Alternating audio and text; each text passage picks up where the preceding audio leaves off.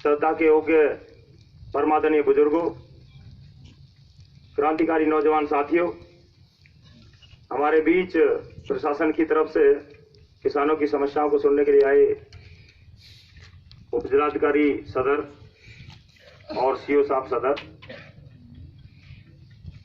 तथा समस्त हमारे सहयोगी आंदोलनकारी जो हमारे बाहर से चल करके हरियाणा से और दिल्ली से साथी आए हैं, उन सभी का हम तहे दिल से शुक्रिया अदा करते हैं। आज का जो विषय सभा का है, आप सभी ने देखा है मंच पे आगे जो होर्डिंग में लिखी है हमारी मांग है। ये मांग नहीं, हमारा अधिकार पत्र है, क्योंकि जो 2013 का कानून देश में बना है उसके अंतर्गत ही हम चीजें मांग रहे हैं। जो आंदोलन जिला गौतम बुद्ध नगर की धरती पर हुआ, देश भर के किसानों के साथ जो अन्याय 1894 के कानून को लेकर के चल रहा था, पूर्व सरकार जो केंद्र में थी, काफी समय से किसानों की मांग थी कि एक नया कानून बने, लेकिन उस पर कोई गौर नहीं हो रही थी। और 2010-2011 में आंदोलन ने जोर पकड़ा। उससे पहले 2006 में घोड़ी बछेड़ा कांड भी इसी जिले की भूमि पर हुआ, और उसके बाद भट्टा पारसौल का जो आंदोलन हुआ वो भी इसी जिले में हुआ। सरकार ने उसको गंभीर लिया। सरकार की तरफ से उस समय, केंद्र की सरकार की तरफ से राहुल गांधी इस जिले में पहुंचे। प्रदेश में सरकार मायावती की थी, और उस समय ये तय हुआ कि भाई वास्तव में किसानों के साथ बहुत बड़ा धोखा है, पुराना कानून लागू है अभी तक, ये चेंज होना चाहिए।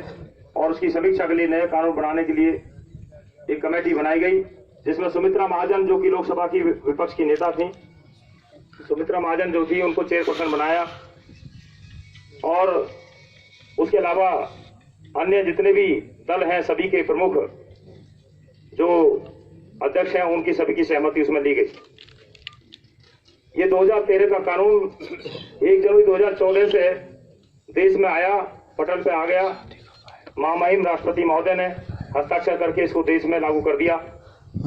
लेकिन उसके बाद भी अगर अन्याय किसान के साथ हो तो इसका दोषी कौन है? केंद्र की सरकार है, प्रदेश की सरकारें हैं, स्थानीय प्रशासन है, या कहीं ना कहीं अगर अपनी आवाज न उठाता है तो किसान भी स्वयं जिम्मेदार है।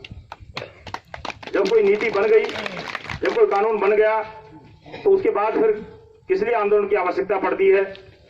ये संबंधित प्राधिकरण, संबंधित जो जमीन लेने वाली एजेंसियां हैं, उनको भी ध्यान रखना चाहिए।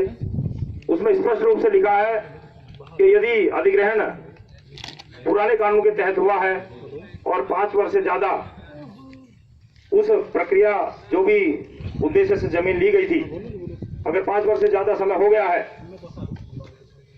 और किसान की पोजीशन जमीन पर बनी हुई है, भौतिक पोजीशन यानी उसमें खेती किसान अगर कर रहा है, तो ऐसी स्थिति में धारा 24/2 के तहत नए कानून का लाभ उन किसानों को दिया जाएगा। और नए कानून के अंतर्गत जो विशेष सुविधाएं हैं, उसमें सबसे पहली चीज तो यही है कि उसमें झगड़े की बात ही नहीं छोड़ी है। इतना बढ़िया कानून बना है कि अगर किसी भी प्रोजेक्ट के लिए जमीन ली जाएगी तो उसमें 70% कंसेंट किसानों से लिया जाएगा, जो किसान अगर सरकारी प्रोजेक्ट में जमीन दे रहे हैं। यदि प्राइवेट प्रोजेक्ट है तो उसमें 80% कंसेंट पॉइंट है, यानी किसानों की सहमति 80% ली जानी चाहिए।